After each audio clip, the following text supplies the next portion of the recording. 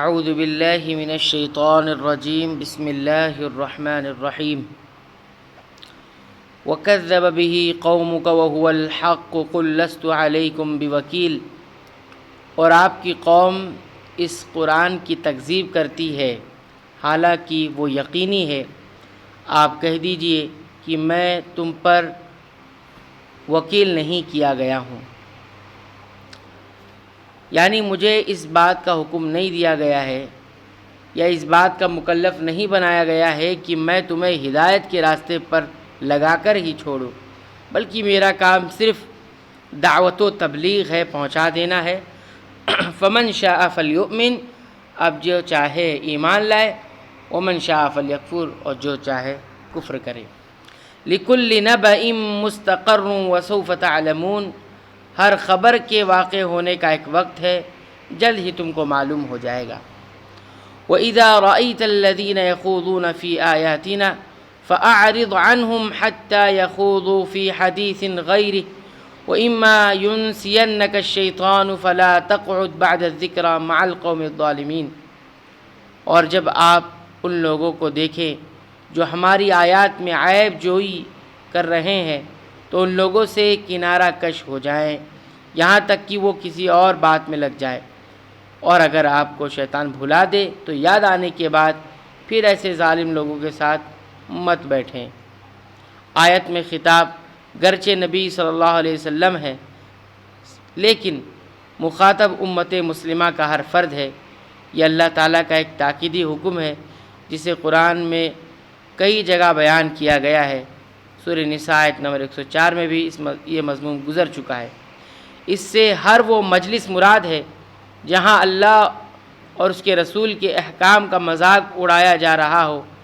یا عملاً اس کا استخفاف کیا جا رہا ہو، یعنی ہلکا سمجھا جا رہا ہو، یا اہل بدعت اور اہل زیغ اپنی تاویلات اور توجیہات کے ذریعے سے آیات الہی کو توڑ مروڑ رہے ہوں۔ ایسی مجلسوں میں غلط باتوں پر تنقید کرنے اور کلمہ حق بلند کرنے کی نیت سے تو شرکت جائز ہے، ورنہ سخت گناہ اور غضب الہی کا باعث ہے۔ وَمَا عَلَى الَّذِينَ يَتَّقُونَ مِنْ حِسَابِهِمْ مِنْ شَيْءٍ وَلَكِنْ ذِكْرَى لَعَلَّهُمْ يَتَّقُونَ، اور جو لوگ پرہیزگار ہیں ان پر ان کی باز پرس کا کوئی اثر نہ پہنچے گا، اور لیکن ان کے ذمہ نصیحت کر دینا ہے، شاید وہ بھی تقوی اختیار کریں۔ من حسابہم کا تعلق آیات الہی کا استہزاء یعنی مذاق اڑان اور جھٹلانے والوں سے ہے، یعنی وہ لوگ جو ایسی مجلس سے دور رہیں گے، اللہ کا جو گناہ استہزاء کرنے والوں کو ہوگا وہ اس گناہ سے محفوظ رہیں گے، یعنی اجتناب اور علیحدگی کے باوجود واعظ اور نصیحت اور بھلائی کا حکم دینا اور برائی سے روکنے کا فریضہ حتی المقدور ادا کرتے رہیں، شاید وہ بھی اپنی اس حرکت سے باز آ جائیں۔ وَذَرِ الَّذِينَ اتَّخَذُوا دِينَهُمْ لَعِبًا وَلَهْوًا وَغَرَّتْهُمُ الْحَيَاةُ الدُّنْيَا وَذَكِّرْ بِهِ أَن تُبْسَلَ نَفْسٌ بِمَا كَسَبَتْ لَيْسَ لَهَا مِن دُونِ اللَّهِ وَلِيٌّ وَلَا شَفِيعٌ وَإِن تَعْدِلْ كُلَّ عَدْلٍ لَّا يُؤْخَذْ مِنْهَا أُولَٰئِكَ الَّذِينَ أُبْسِلُوا بِمَا كَسَبُوا لَهُمْ شَرَابٌ مِّنْ حَمِيمٍ وَعَذَابٌ أَلِيمٌ بِمَا كَانُوا يَكْفُرُونَ، اور ایسے لوگوں سے بالکل دور رہیں جنہوں نے اپنے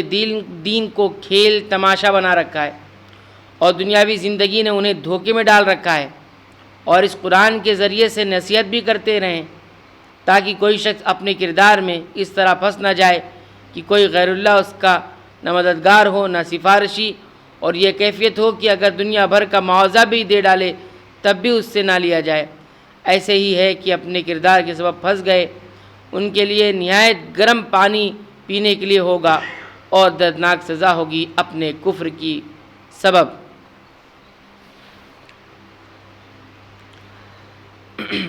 تبصلہ ای لی اللہ تبصلہ، بصل کے اصل معنی تو منع کے ہیں، اسی سے ہے شجاع باصل، لیکن یہاں اس کے مختلف معنی کیے گئے ہیں۔ نمبر 1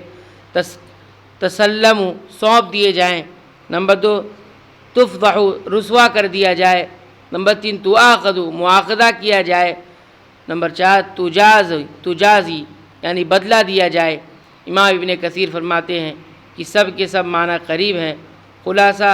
امام ابن کثیر رحمہ اللہ فرماتے ہیں کہ انہیں اس قرآن کے ذریعے نصیحت کریں، کہیں ایسا نہ ہو کہ نفس کو جو اس نے کمایا اس کے بدلے ہلاکت کے سپرد کر دیا جائے، یا رسوائی اس کا مقدر بن جائے، یا وہ مواخذہ اور مجازات کی گرفت میں آ جائے۔ ان تمام مفہوم کو فاضل مترجم نے پھنس نہ جائے سے تعبیر کیا ہے۔ دنیا میں انسان عام طور پر کسی دوست کی مدد یا کسی سفارش سے مالی معاوضہ دے کر چھوٹ جاتا ہے، لیکن آخرت میں یہ تینوں ذریعے کام نہیں آئیں گے۔